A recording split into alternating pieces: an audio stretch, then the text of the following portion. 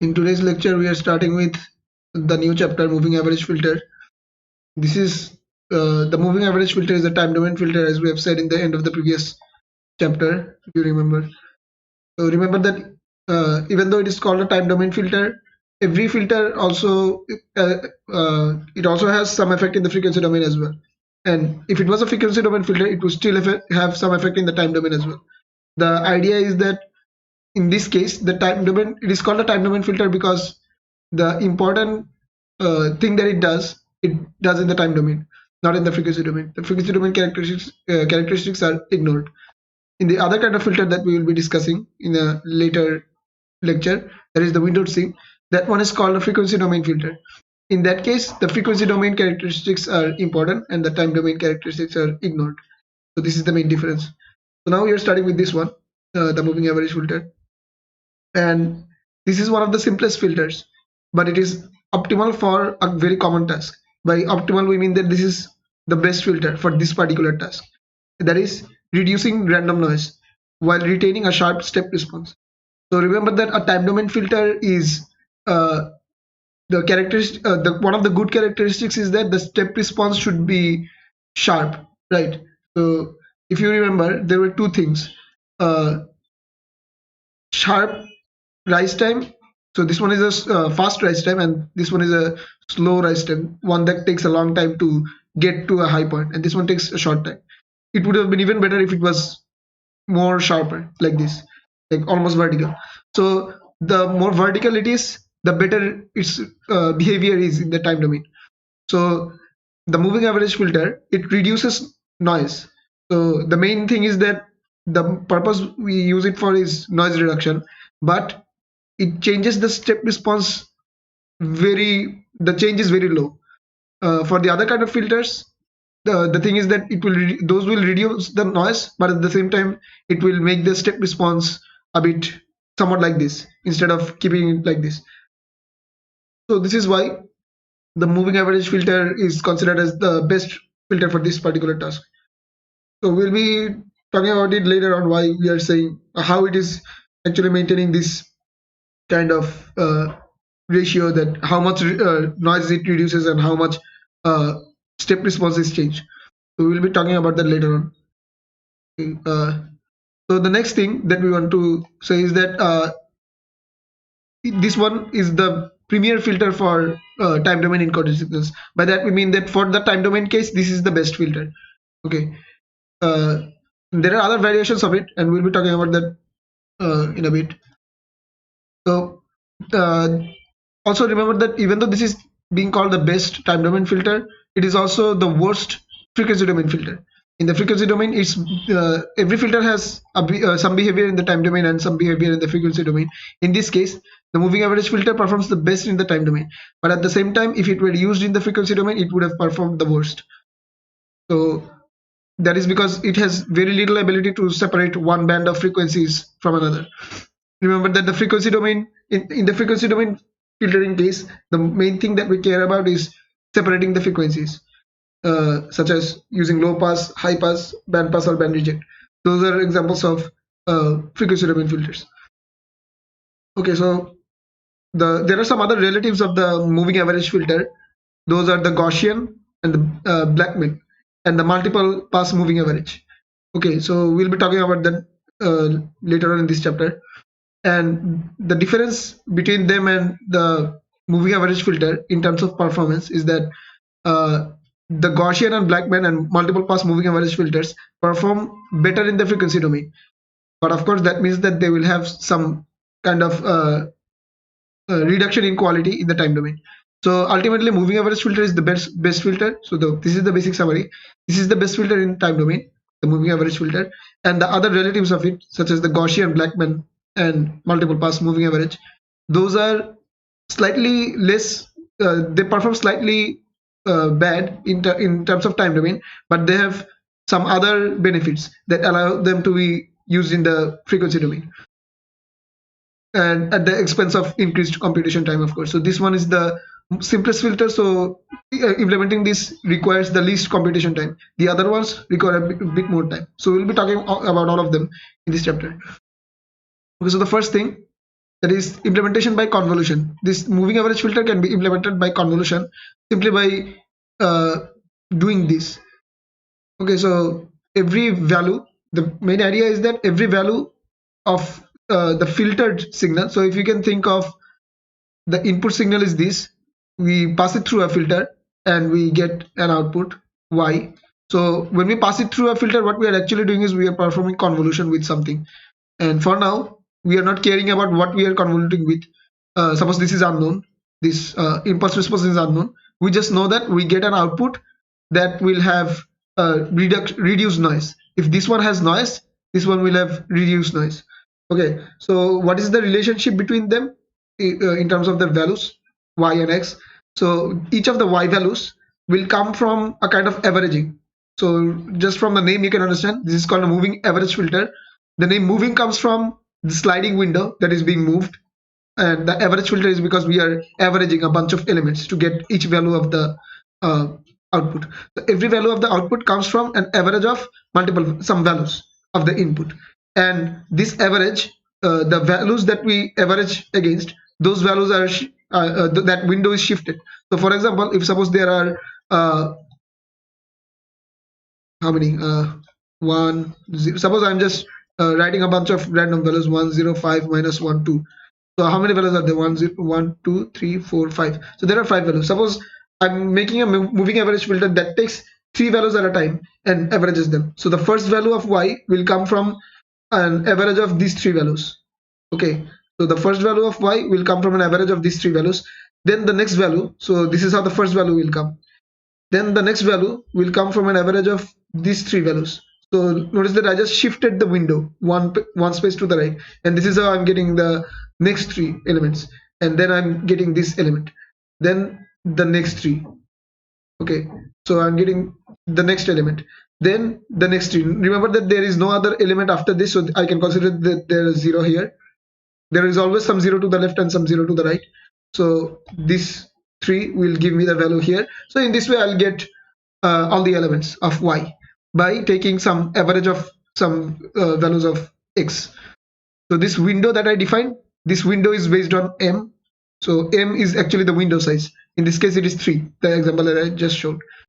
So this is how you are actually going to visualize this equation, how each of the yi are coming from multiple x values. Okay. So now, for example, here the example that they are talking about is a 5-point moving average filter, and they are calculating 80, the sample number 80 using this equation. So the example that I just showed was a 3-point moving average filter. We are averaging over 3 points. Here, the example that they are showing, they are using 5 points. Okay, so there are like a window of 5 points, and these 5 points will give one value in yi. So this is how they are getting y80 using this equation. Okay, so the 80th value of y will be coming from x80, 81, 82, 83, 84, and then dividing all of them by 5, of course, 1 by m, so that this is how you're getting this. Okay, so another thing is that this is just one implementation of the moving average filter. There is another kind of implementation where an alternate implementation where the samples from the input signal can be chosen symmetrically around the output point. So the thing is, if here we are defining it so that the 80th point is coming from 80, then 4 points after it, so total 5 points starting from 80. The other way we can define it is that taking 80 as the center, we can take some values before it and some values after it, and then together we can perform an averaging of them. So this is what they're doing here. The 80th sample of y is coming from 2 values from the left, so 78, 79 of x, also 80, and then 2 values from the right, 81, 82. So total 5 values. Okay, so this one is in the middle. The 80th sample is in the middle. So this is how it is getting the average. So in this case, each of the values will come from some from the left, and of course itself, and some from the right. Okay, so this is how it is going to get each of the sample values. Okay, then now if we understand these two kinds of implementations, anyone can be used. And in this kind of implementation, this is a bit more accurate, because in this case, this seems to be a bit biased, because the value mostly comes from here and from the ones after it. The previous values are ignored. Some of the previous values may have some influence on the middle value. So this one seems a bit more accurate in terms of averaging, and less there is less bias in this case, since we are giving equal importance to the previous and the next values. Okay, so in this case, remember that the formula will change in this way. So J will run from, in this case, J runs from, so remember this particular, in this summation formula, we are using J from 0 to m minus 1. But here, the J will run from minus m minus 1 by 2 to positive m minus 1 by 2. So that we can get some from the previous, some from the next. Okay. So the symmetrical averaging requires that m is an odd number. So remember that if you want to use this particular implementation of moving average, then the value of m should be an odd number. Otherwise, we cannot have equal number from the left and equal number from the right. Okay, so this has to be an odd number. Now here we should recognize that moving average filter is a convolution using a very simple filter kernel. So remember that before we have talked about this particular thing, that we are passing x through some filter which is actually multiplying convoluting with an h. So this h, what is this h that will use this, that will cause this relation to hold? So the thing is that we want yi to be generated using this formula or this formula. Okay, so using j in this way. Okay, in either case, we want this h. What should this h be, so that convoluting with x we can get this relation? So this particular h should be something like this. Okay, if it is a 5-point filter, then the filter kernel would be something like this. There would be 0 to the left and to the right, and the significant values, okay, they will be 1 by 5. There will be 5 significant values of 1 by 5. So there will be 5 values of the actual filter would be something like this. Okay, there will be 5 1 by 5s, and now where you put the origin, that will determine which of these two implementations you are doing. So if you are using this implementation where the value will come from this particular index and the next indexes, in that case it should be something like the origin should be here. Okay, so the 0th point is here. But if you are using this kind of implementation where the 80th point is in the middle and we are taking 2 from the left, 2 from the right, in that case the origin won't be here, the origin will be here. Okay, so we are taking, this is the origin, that means this is the 0th point, this will align with 80, will align with 80 here in the middle, and 2 from the left, 2 from the right. So this is how we will be implementing it. So remember that the origin of h will determine what kind of implementation you are using here. Also, here we are making it out so that we have to always hard code it 1 by 5. We have to put 1 by 5 1 by 5s in the array. Another way you can do this is by using some kind of, if you wanted to make it using some program, you would have done it using like this. You can actually see this code. The general idea is that you can define a variable m to be something. You can define it to be, if it is 5, then the value h will be defined as 1 by m, and then you dot multiply, that means pointwise multiplication with you can make a ones, an array of ones. So this is an implementation in MATLAB. So an array of ones where you will be passing how many ones you want. So if you make an array of 5 ones and then multiply each of them with 1 by m, so this is how you will be getting the h, and that is what you will be actually convoluting with x. So this is the basic idea of how you will create the impulse response for this particular filter. Okay, so now the moving average filter is a convolution of the input signal with a rectangular pulse having an area of 1. So in terms of figure, if you wanted to view this in terms of figure, you would see that this is the thing that you're convoluting with is actually a rectangular pulse of area 1. So no matter what the value of m is, suppose if m is 7, then you would have 1 by 7 and 7 values like this, 1 by 7. So in all cases, it will be something like this. So all are 0. There are only some values which are positive. Like in this case, if there are five such values which are positive, 1 by 5, and then you have all zeros again.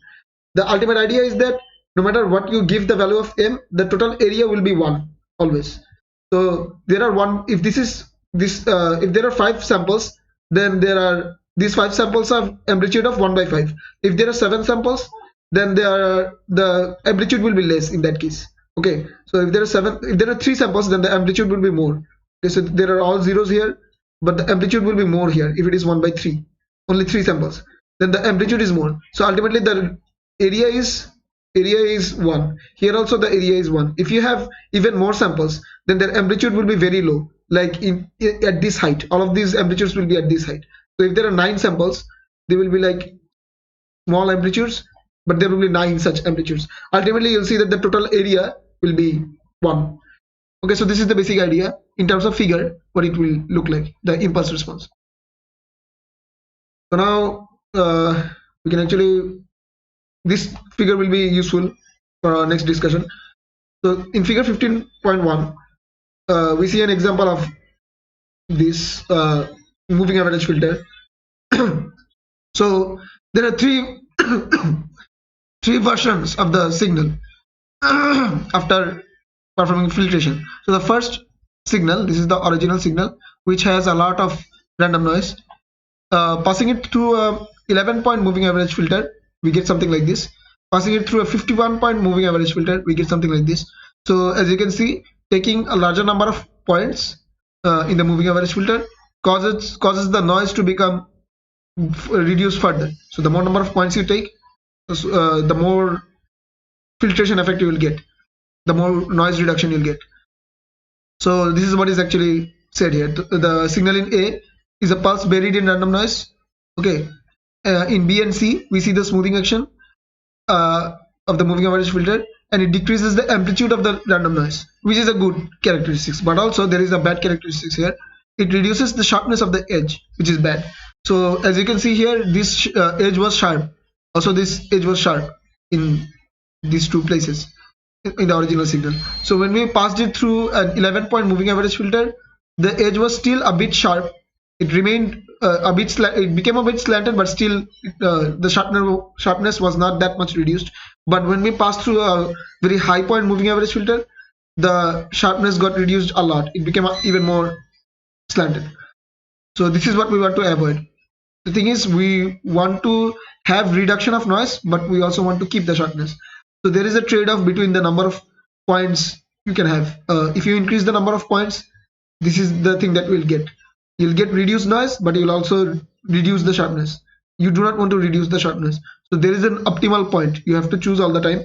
The number of points should not be so high that the sharpness becomes so much slanted.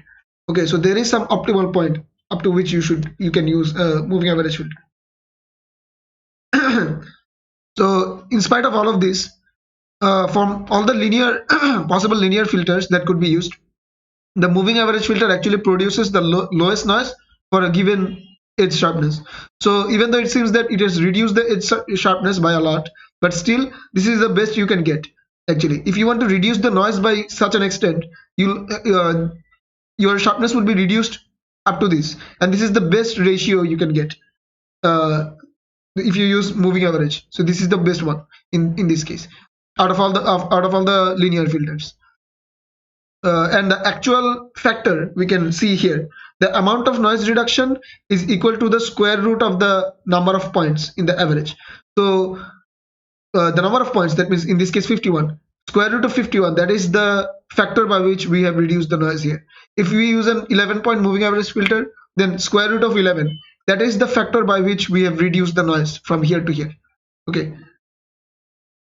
So as an example, if we used a 100-point moving average filter, the reduction in noise would be a factor of 10. So if we used a 100-point moving average filter, then the noise here would be reduced 10 times in the filtered version.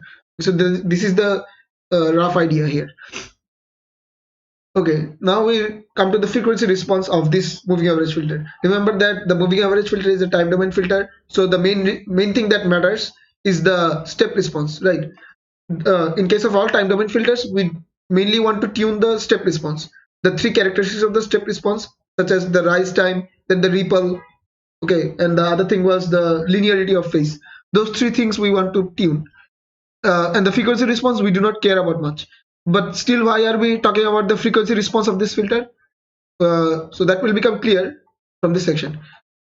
So if you want to just know the frequency response of a moving average filter, this is the frequency response. Okay, and we know what a frequency response is. Frequency response comes from the DFT of the impulse response. So if you perform DFT on the impulse response, this is what you are supposed to get. You don't have to see the derivation of performing DFT on it. You just know this. So now the thing is, if we know this frequency response, what is its shape? So this is the shape that we will be getting if we plot it.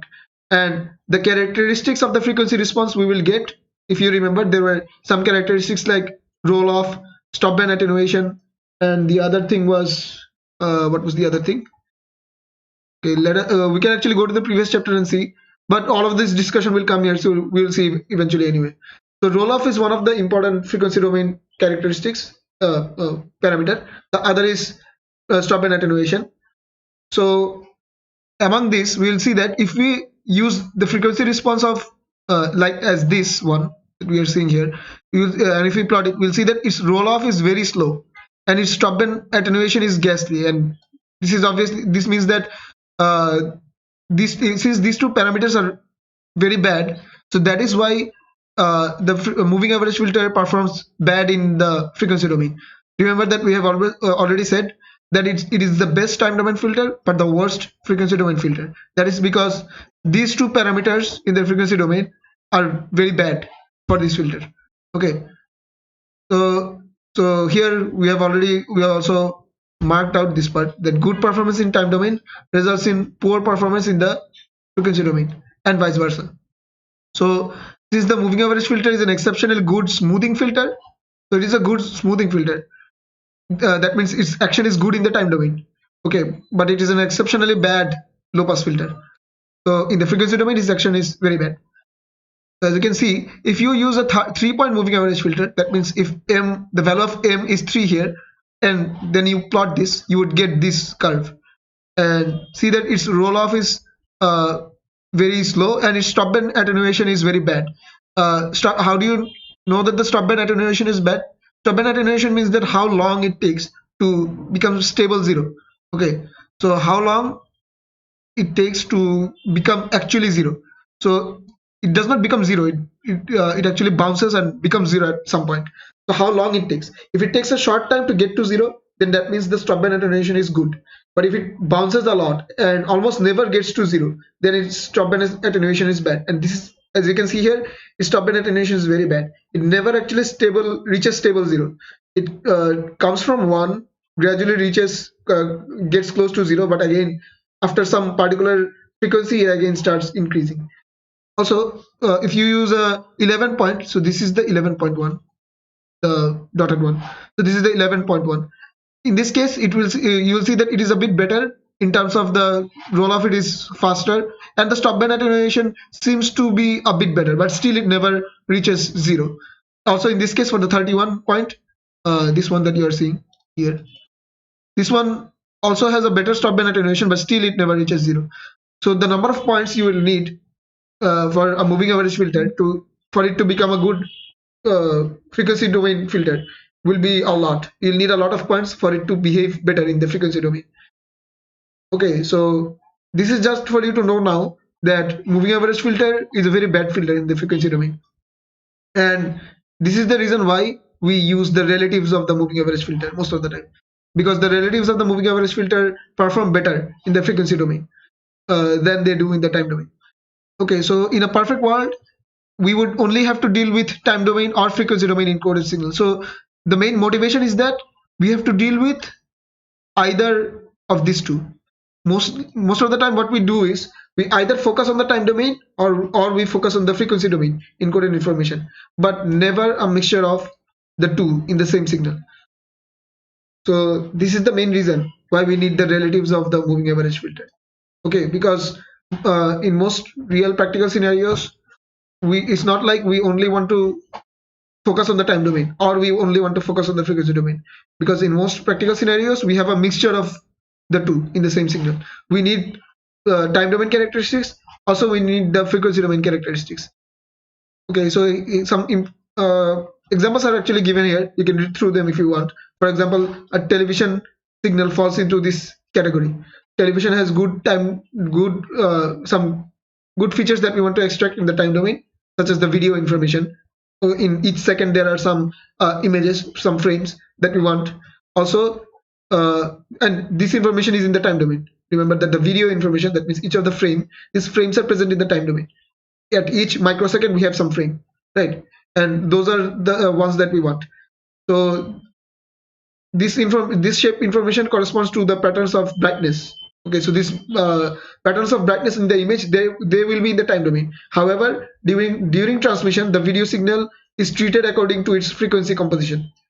So when it is transmitted from the radio, from the TV station, and picked up by any kind of device that can show the TV signals, they will take the signals, they will send the signals and get it back based on the frequency. Okay, there will be some particular frequency that the receiver can tune into, and then they can get it, and then they can separate it. So remember that in order to separate the carrier signal from the actual image data, the frequency domain information is important. Separating the frequencies is important. So you can see that you need both of the things. You need the video information, which is in the time domain. Also, you need to separate the frequencies, the other noises, from the actual video signal. In which frequency the video signals are present and in which frequency the noise are present. You need to separate them. So you need both characteristics. You need a filter that can do both time domain and frequency domain work. If you use just a time domain, it will destroy the frequency domain. Also, if you use just a frequency domain filter, it will destroy the time domain characteristics, right? So you need a combination of them. So this is one such scenario where you will need where you will have a mixture of both characteristics, time domain and frequency domain. There are other examples like this. You can go through this also if you want. The electromagnetic interference that you can see in most electrical devices. So all of these things you can actually read through them. I'm not going to go through all of them, but the basic idea is that in such scenarios we will need relatives of the moving average filter. So even the moving average filter is the best time domain filter, this is not always used. Sometimes we need other filters which perform, which give us a balance of time domain and frequency domain performance. So the basic idea is that the relatives of the moving average filter have better frequency domain performance and can be used in these mixed domain applications. Okay, so they are worse than the moving average in the time domain, but they are better in the frequency domain. So overall they have a balance. The moving average filter is totally biased on the time domain. Okay, so the basic idea is that in the time domain and if we make it so that, okay, time domain and the frequency domain, so if we make a kind of comparison between them, the moving average, MAF, moving average filter, will perform very good in the time domain, okay, but very bad in the frequency domain. But the other filters, such as the Gaussian, Blackman, and the different other kinds of relatives that we can have, there in those cases the idea is that they have some good performance in the time domain and a bit good performance in the frequency domain also in this case as well. Only the difference is that one gives slightly better in time domain and slightly worse in frequency, and this one does slightly better in slightly better in frequency and slightly less in time. So this is just a kind of trade-off that we want to tune. Okay, so now let us go to the multiple pass moving average filter. The multiple pass moving average filter is similar to the moving average filter, only in this case the difference is that we are passing through the same moving average filter multiple times. Okay, so the input signal is being passed through a moving average filter 2 or more times. So if it was if you can see it in terms of a block diagram, the moving average filter would be just passing it once and getting the output. Okay, so y would be here. If x is here, y would be here. But the multiple pass moving average filter, the whole filter behaves as if you are passing through multiple MAF. So there are other MAF that you are passing through. So maybe another one you can pass through, and the whole output will be here. Y will be here. Okay, so this is the multiple pass moving average filter, MPMAF you can call. So basically MPMAF is a convolution of multiple H values. Okay, so there will be an H value here, an H value here. So if you take a total H, so if you think this is H1, this is H2, the total H that you're convoluting with, so this H will be actually equivalent to H1 convolution, H2 convolution, dot dot dot, all these H's. So this will be H, and you're convoluting with the whole H. So this is what multiple pass moving average filter will do. Okay, so if you pass two times, if you have only two H, that means this MAF, if you use it two times, then it is equivalent to using a triangular filter kernel. Okay, that means a rectangular filter convolved with itself. H1, if these two are same, then H1 convolution H2. This will be a triangular filter. H will be, in this case, H will be a triangular filter. But if you pass 4 or more times, after 4 or more passes, the equivalent filter kernel looks like a Gaussian. So the more number of passes you give, it will eventually approach the Gaussian curve. Okay, if you have a lot of H's, for example, H1, H2, dot dot dot, H3, in this way you can have like n H's. So Hn, if you have a lot of such MAF and you pass through all of them together, the total convolution of them will be H, and this H will approach the Gaussian curve, something like, oh,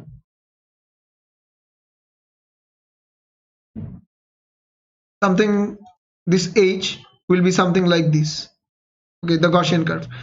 If you only pass it two times, it will be something like this, but the more you pass it, it will become smooth like a bell curve. Okay, so in figure 15.4 you'll see that the frequency response of two other relatives, that means the Gaussian and Blackman, these are shown in figure 15.4. so figure 15.4 was here, I think. Okay, so as you can see, this is the frequency response of the two relatives of the moving average filter. This is for Gaussian, this curve that you can see, this is for Gaussian, and this is for Blackman. Okay, notice that the difference in the stop band attenuation is it is different from for Gaussian and Blackman. So based on this, one performs slightly better in frequency domain and another performs slightly worse in the frequency domain. Okay, now let us go back to this here. When a pure Gaussian is used as the filter kernel, the frequency response is also Gaussian. So here, notice that the frequency response, this also looks Gaussian. If the time domain looks Gaussian like this, like a bell curve, the corresponding frequency domain, as you can see, this is 1/2 of the frequency domain. So this one also looks Gaussian. This curve also looks like a half of Gaussian, right? This part. So the frequency domain also looks Gaussian.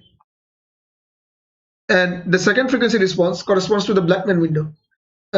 Using the Blackman window as the filter kernel. If you want to know what a Blackman window is, you can refer to chapter 16.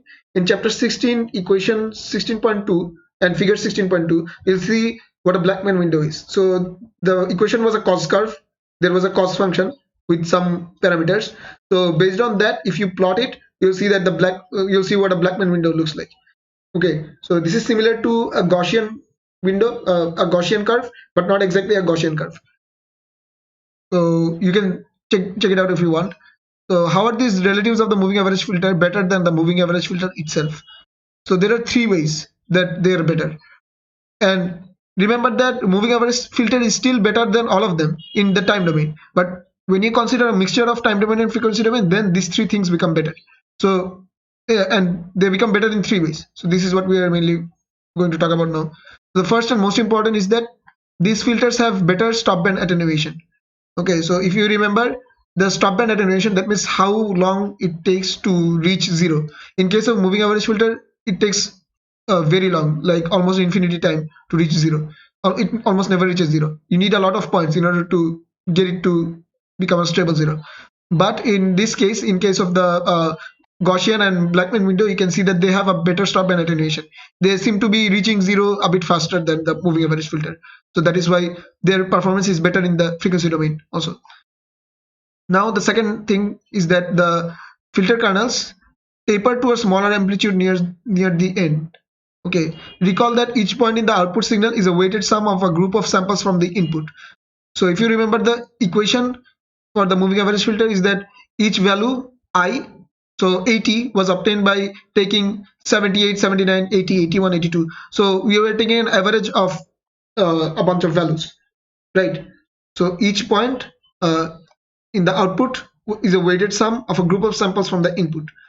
Now, if the filter kernels taper, that means by tapering we mean that they become smaller uh, towards the smaller amplitudes near the ends. Okay, we are actually, that means in the input signal, the values that are farther away from the kernel, that from the center, are given less weight than those close by. So if you are calculating 80, if you're calculating the 80th sample, you will use the closer values, right? Like 78, 79, 80, 81, 82. Okay, these are the values that will hold the most importance because they are very close to 80. Taking an average of them is important for you, but taking average of the further values like 100 or minus 100, those are not very important for you for calculating 80 because those are farther away from 80. So such uh, impulse response filter kernels, that means impulse responses, that give more importance to the center value, the central value, and the closer values than the further values is better. Okay, so the main idea is that since the filter kernel looks like this, so you can see that more weight is given. That means the amplitude is higher, the thing that gets multiplied with the central value 80 will be higher, and it will gradually get lower for the other values. For example, 79, 78, they will get a bit lower value. Then 81, 82, this will also get a bit lower value. But the further values such as minus 100 and plus 100, they will get almost zero multiplied with them. Their weight is almost zero. So they do not give much weight to this averaging. So this is why this type of filters are better, because they give a lot of weight to the central value than the further values. In case of the moving average filter, the moving average filter is not like this. The moving average filter was a box filter, right? Rectangular pulse, if you remember, of area 1. So it gives equal weight to all the values, to 80, 79, 78, 81, 82. All of them are given equal weight, and the further values are given zero weight. But here the weight is most on the center, a bit less on the sides, and eventually it gets even lesser. So this is a more smooth filter than this. This is uniform, but this is non-uniform. Okay, so this is a bit better in that sense. Okay, so we have already talked about the second one. Now the third one. The step responses are smooth curves rather than the abrupt straight line of the moving average. So the if you remember the moving average filter, the step response that we had, it was almost like this. I mean, almost vertical. So you can understand that if the step response is like this, the corresponding frequency response would be bad. Okay, but in such filters, that means the moving average, the Gaussian and Blackman, in case of these filters, the step response is not an abrupt step response. It is a bit gradual. Okay, like this. So if this is the step response in the time domain, the corresponding frequency domain would be better. So obviously they will perform better in the frequency domain. So these are all the three ways that we can have the relatives of the moving average filter to be better than the moving average filter itself. So now we come to the okay, now we are saying that how the moving average filter and its relatives are all about same at reducing random noise while maintaining a sharp step response. Here the ambiguity lies in how the rise time of the step response is measured. If the rise time is measured from 0 to 100% of the step, then the moving average filter is the best you can do. In comparison, if the measuring of the rise time is from 10% to 90%. So remember that how we are defining the rise time to be. So this is a step response. If we define the rise time to be the time it takes from getting from 0 to 100%, then this is the rise time. On the other hand, we can have another kind of implementation where if this is the step response, this is 10%, not 0 actually, and this is 90%. This is not the full amplitude. So this, if we make this window as the, if we define this as the rise time, instead of this one. So if we define this as the rise time, then it will seem that the Blackman window is better than the moving average filter. Okay, so by better we mean that better in total, considering time domain and frequency domain. If we define it like this, then the time domain characteristics becomes a lot more important. So in that case, the moving average filter is obviously the best, because even if you consider the frequency domain characteristics, still the time domain characteristics far outweigh the frequency domain ones. But in this case, if you define it like this, then less weight is given to the time domain. In that case, what you will see that the Blackman window is better because it is a lot more balanced than the moving average filter. So this is just the basic idea of how much importance you're giving to the time domain and how much importance you're giving to both. Now, the biggest difference in these filters is the execution speed. Okay, so the moving average filter is the fastest one in terms of execution, because it uses a recursive algorithm that we'll be describing in the next section. So moving average filter uses a recursive algorithm, so that's why it is the fastest. Okay, it is the fastest digital filter available. And multiple passes, the multiple pass moving average filter will be slower, since you are using this same filter multiple times, you're convolving it with itself, but still it will be very fast. Okay, why? Because since it is a recursive, it is implemented using a recursive algorithm, so convolving the same thing with itself using the same recursive algorithm, ultimately it will still be fast. Okay, but in comparison, the Gaussian and Blackman filters, they are excruciatingly slow, because they must use convolution, and this is the main idea, they must use convolution. They cannot be implemented by a recursive algorithm. So ultimately, the moving average filter, the thing is, you are performing convolution with a filter, but this filter itself, this H, is not a convolution filter. This is a recursive filter. It is implemented by recursion.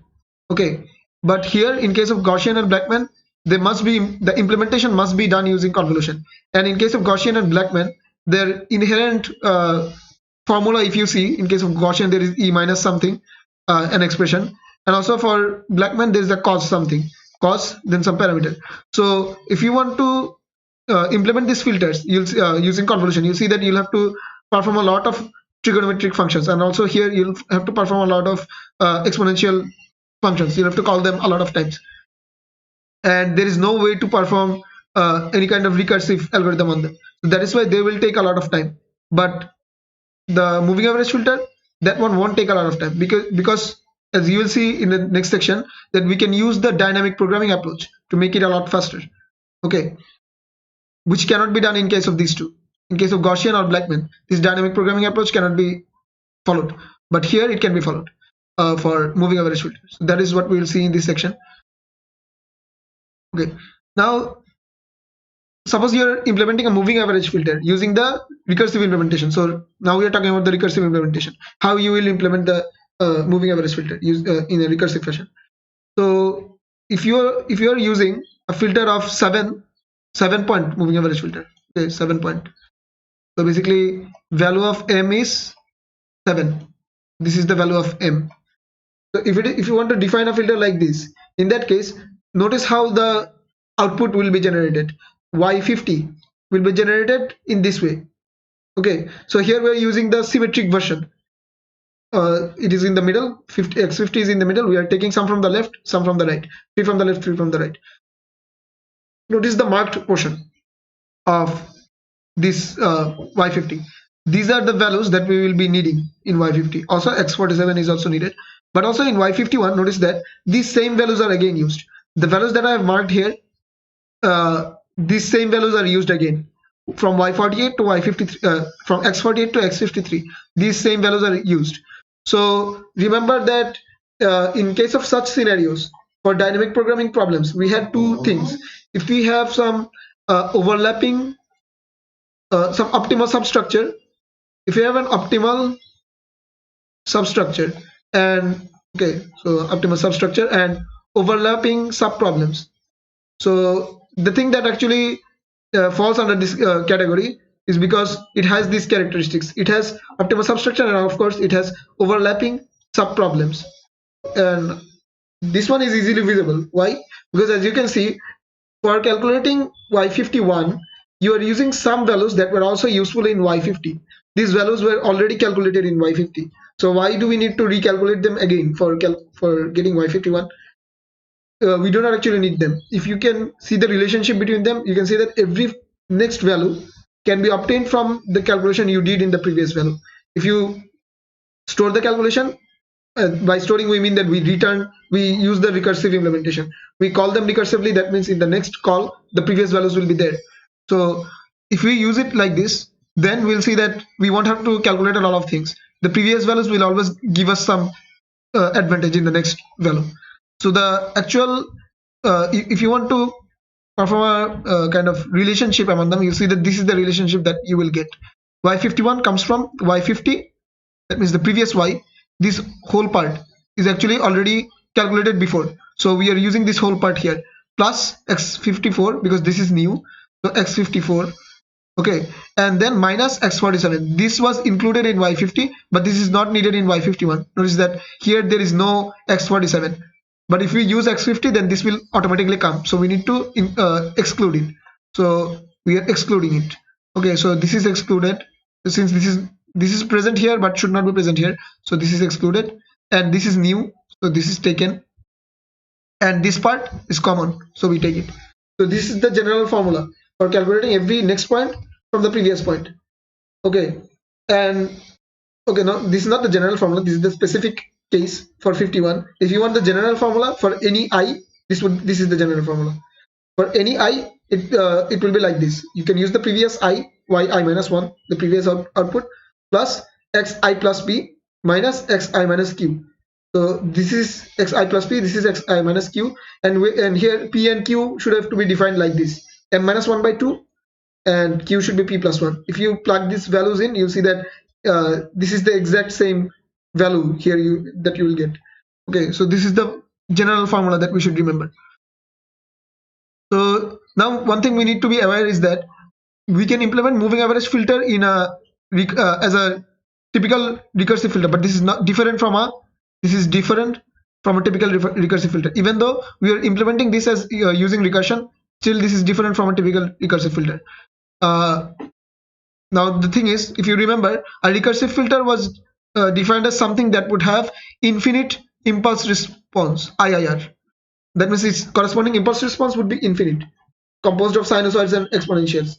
But the impulse response of the moving average filter is a rectangular pulse of finite length. If you remember, it was a rectangular pulse of area 1, as I've already said before. Notice that this is a finite length. We can take a window like this because everything before and after it will be 0. But in the previous chapter, we have said that if a filter is recursive filter, then it will have infinite impulse response. But this one is not having infinite impulse response, even though it can be implemented by recursion. Okay, so this is an exception that we should remember. And the algorithm is faster than other digital filters for several reasons. First, there are only 2 computations per point. If you look at this implementation, this simple formula can implement the moving average filter. Okay, so if you just see this one equation, you'll see that there are only 2 computations per point. These are the 2 new things that we have. The previous value is already calculated and stored, suppose. So if for every new value of the output, we are using the previous value that we don't have to compute. We just need 2 new calculations. We just have to index this in the memory, also this from the memory. We just have to take these 2 values. Okay, yeah. So only 2 computations per point, regardless of the length of the filter kernel. No matter the size of m, you just need 2 things new. You do not need all these things. Okay. So even if m is very large, you'll still need 2 computations per point. Now the second thing is that only addition and subtraction are the main operations needed. No multiplication is needed. So the time consuming multiplication is not needed in this case. But in case of other filters such as Gaussian or Blackman, you'll see that it needs the time multiplication operation between 2 complex functions, such as cos functions or 2 exponential functions. You need to perform multiplication between them. But here you do not need to do any of this. And now the third point is that the indexing scheme is very simple. It simply uses a constant value like this. You do not have to actually perform any kind of loop to get these values. No loop is needed. You just have this p and q, which you can define it like this. as constants, and then you can just use them to get the particular x that you want. You do not have to loop through them. Okay, so no loop is needed in order to get this summation. So this is the third point. And now the fourth, the entire algorithm can be carried out with integer representation. Depending on the hardware used, integers can be more than order of magnitude faster than floating point. If we make it specifically so that it will never have floating point operations, floating point values, in that case we can see that the integer operations can be done for most processors. It can do it very fast, and there will be no error, no floating point error as well. So these are all the things related to the time domain filter, that is moving average filter. In our next lecture, we'll be starting with the window string filters. This is all for today's lecture. Thank you, everyone.